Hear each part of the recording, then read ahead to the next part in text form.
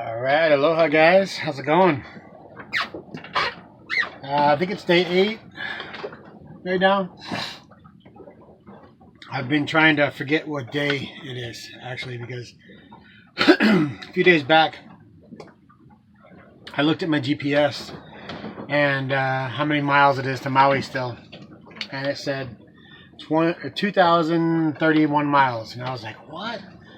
I'd already been at sea for 780 miles. I'm like, what? I should be getting close to halfway, I thought. 2,000 miles, but yeah, so a long way to go still, I noticed, and I thought, well, I gotta stop paying attention so much. I'm just gonna let some time go by, and hopefully I'll look at it again and be like, oh, 1,000 miles to Maui, which would be great, but it sounds far, but it'd be great, be halfway at least. So I hit some nice trade winds about 3 days ago, and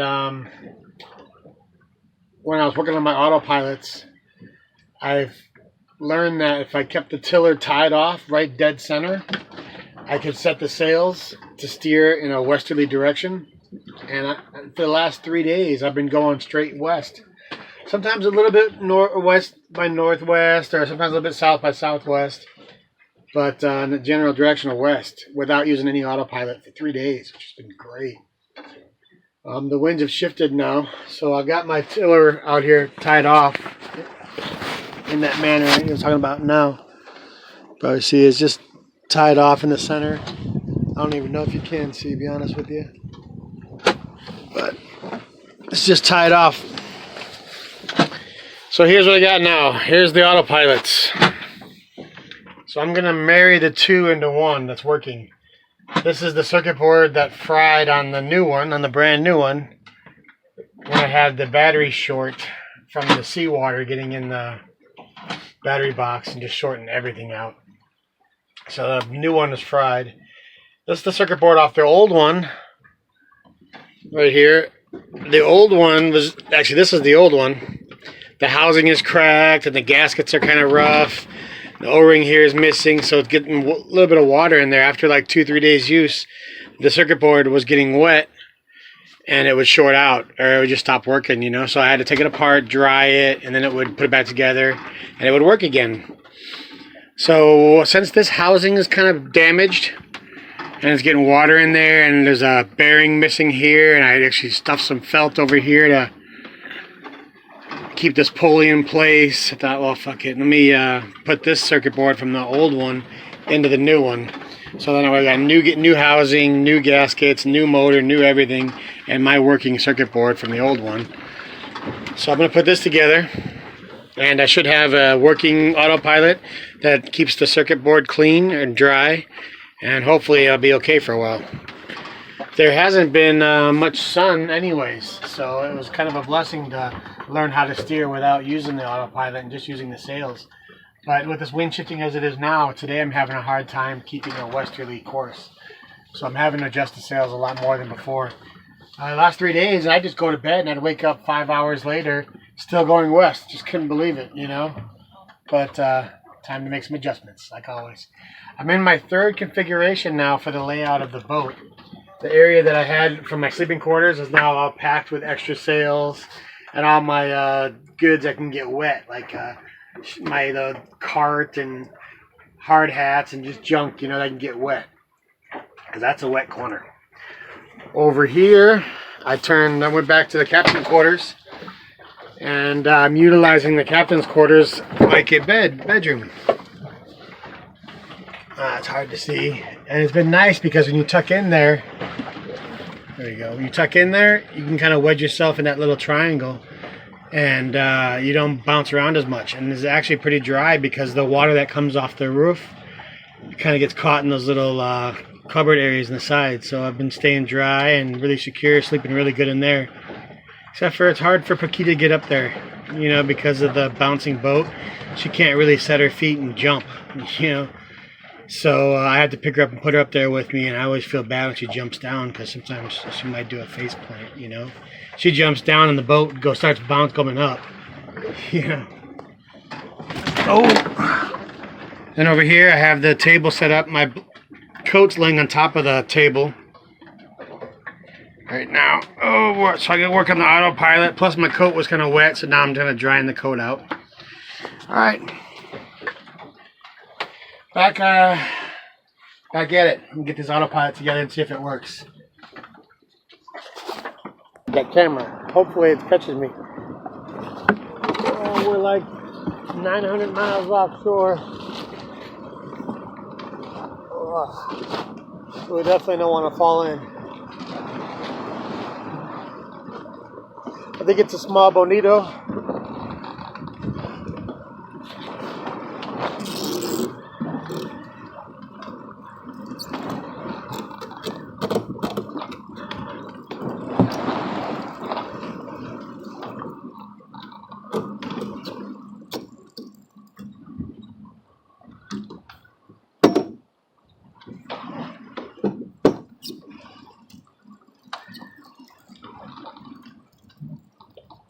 At least it's nice and calm today.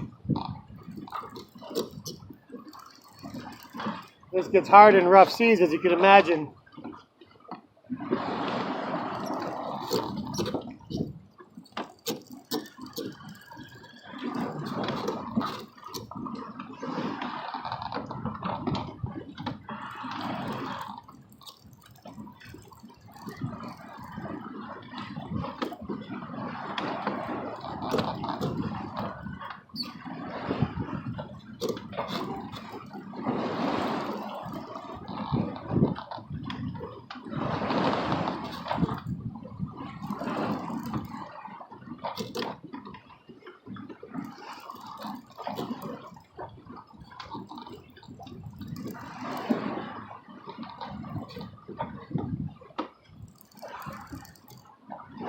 It's like a small bonito.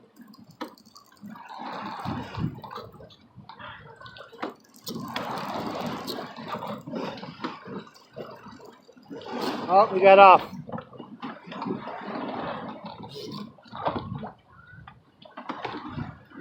You got off.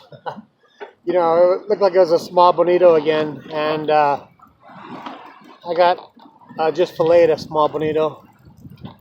So if it was a baby, I would have thrown him back anyway. But I think it's only like a 4-pounder maybe.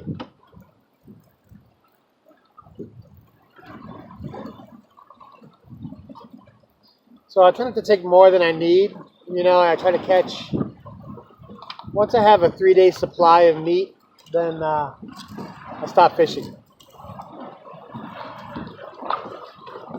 I thought I'd be able to preserve more meat and dry it on the decks here, but I haven't had enough sun for one, and for two, it's just been the winds have been high and the seas have been high, and everything's splashing on the deck, so everything's been wet, you know. So you're not drying anything out here on the deck.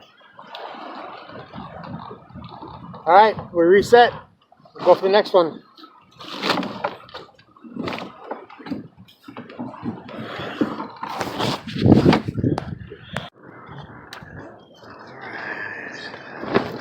I don't know if you guys can see him there, but there's a booby. I think those are the boobies.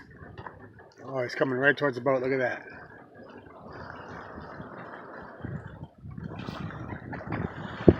Little streamlined glider bodies. I think they'll come back. Oh no, they're losing now. Anyways, hi guys, how you doing? We're 1,000 miles offshore. Paquita, how are you? My baby. She's wondering why her food bowl's empty. She's gonna have to come out here and make me give it, isn't she? There's a tarp. I have the autopilot right there going. Tiller autopilot. Raymarine ST2000. Well, this one's actually the ST2000, ST1000 put together. I've caught 4 or 5 fish in this trip. My first fish I caught was a mackerel, and I've only filleted 3 fish though. I filleted 2 bonitos and 1 yellowtail ahi tuna. The ahi was probably about maybe 20 pounds. It's a nice fish. The bonitas were smaller, probably about 4 pounds. But got the rod going, of course. I have a crocodile spoon on there. Is what I'm using. And actually, it's the first time I've used a crocodile spoon. I've always wanted one, and you know, I was low on money, so I was like, well, I got a couple bucks. Let me buy one more lure. It's like $6, you know. And I like it.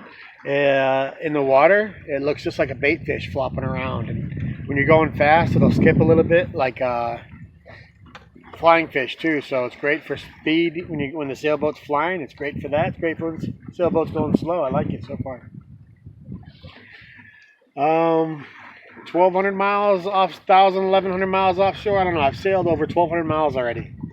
And I'm still 1,500 miles from Maui. What? So after sailing 1,200 miles, I'm still 1,500 miles from Maui. But such is the way of life, you know. But things are going good. Great thing to say. It's been boring the last couple of days, which is I'm happy to report. You know, other than my GPS InReach Explorer breaking after I charge it overnight, or I pull it off the charger to look at it, and it says InReach damage, cannot send or receive messages. I'm like, what? So I messed with it for like all day, and no, it wasn't sending my tracking points anymore, and it wasn't receiving them, and I couldn't send or receive messages. So that tells me that my SOS probably wasn't working either, you know, which I'm thinking, shit, you know. So that was down, but I managed to get it working again today.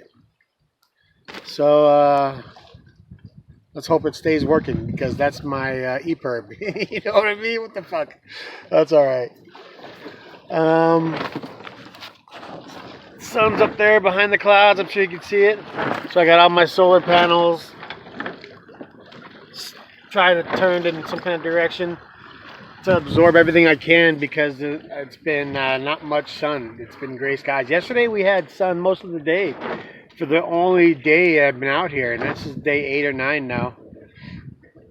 The nice thing about that, with the sun all day, is I was able to charge both batteries up really good and test them to see if there was any damage from all that electrical shorts that were just going on earlier. And they're both doing good. They're both holding charges. Neither one of them drops after they got charged naturally. And even with a light load, none of them dropped. So, however, we're back to gray skies. So, you know, I only had a little bit of sun today, so we're still only at 11.5 volts. You know, which means at night I got to shut everything off and down and just stick to my one item that I want to stay powered. Is my Atris, or my Standard Horizon GX2150 VHF radio with AIS and GPS. That's the one item I want to stay powered up no matter what. That's my most important device. I could even go without the autopilot. I could steer using the sails and leave the autopilot off. And I like the AIS to stay on all the time, because already 4 times the AIS has woke me up in the middle of the night and kept me from near collisions with container ships. It was 3 nights in a row. Just madness. There were so many ships out there. And I'm, you know, at that point I was 800 miles offshore. And the AIS alarm goes off. I have it set at 10 nautical miles. If a vessel comes within 10 nautical miles of mine that has the AIS, which all vessels 33 tons or higher out here have, which pretty much all commercial shipping vessels have it. So if any of those vessels come within 10 miles of my vessel, through the VHF antennas, they automatically communicate with each other, and an alarm goes off on my VHF radio. And then I can go to the radio screen. I can see the little blip on the screen. I can go highlight it, and it tells me the name of the ship, their course over the ground, where they're going, and their speed. So that's pretty awesome. And that usually happens. The alarm goes off usually about 9.5 miles, 10 miles, 9 miles. Once I get to the screen, usually it's about 9.5 miles out. And so I come outside, and you can't see the ship anywhere on the horizon. 9 miles out, nothing. Usually at about 7 miles, 8 miles, you can start to see some lights, dim lights, way on the horizon. And really, once you don't see them good until they get 6 miles, you know.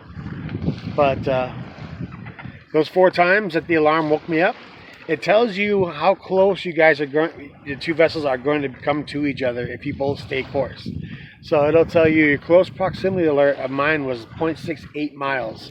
So all 4 times I was less than 3. I would have been less than 3/4 of a mile away from these ships once our paths crossed. Which some of these ships are half a mile or 1/4 mile long, you know. So they're huge. So I've came within 1.5 miles already of 3 of them, and the alarm kept me able to stay that far away from them. Another bird. A lot of birds out here.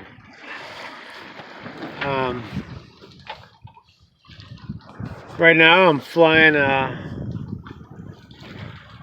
full sails. Well, I got my main reefed.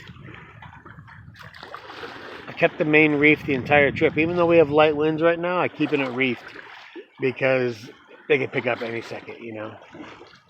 So I kept the main reefed the whole time I've been out.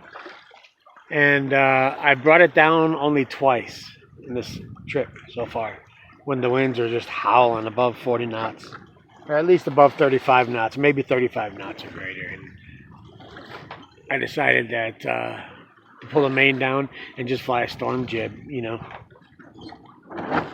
This is my foresail, or whatever you want to call it, is a 120% Genoa sail, because the sail itself goes from the bow stay to the mast and then 20% greater past the mast. So it's called 100% Genoa, 120% Genoa, and it does that. My other sail I have tucked away down below is 150% Genoa, which I like. Even less sail would have been better for this trip. You know, 100% Genoa, or 100% would have been fine, and 100% becomes a jib sail. I have a roller furler, which is great. My engine is now on top of the vessel here and strapped down. I came out on day 2 or day 3 of the trip, I don't remember what it was, to check my fishing pole. And the motor was literally being dragged behind the sailboat by the rope I had tied to it as a safety tide line. The mount had just broke apart, the welds on them, and from all the bouncing around on the rough seas, and pulled the engine off the boat. So I don't even know how long I was dragging the engine for. It could have been for 12 hours, I don't know. But I had to get it on board, man. I got it on board and hung it up. And it's an old 2-stroke, so 97 2-stroke. This baby's going to fire right back up. I'm not even worried about it. Worst case scenario, got to take it apart and clean it, you know. So I can do that. Well,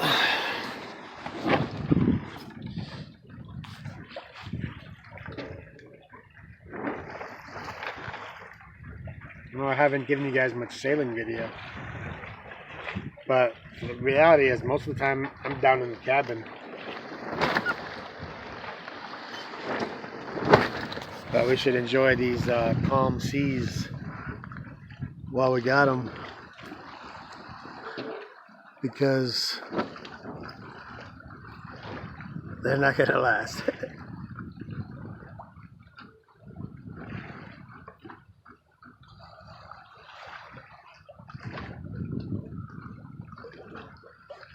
Alright guys, check in later.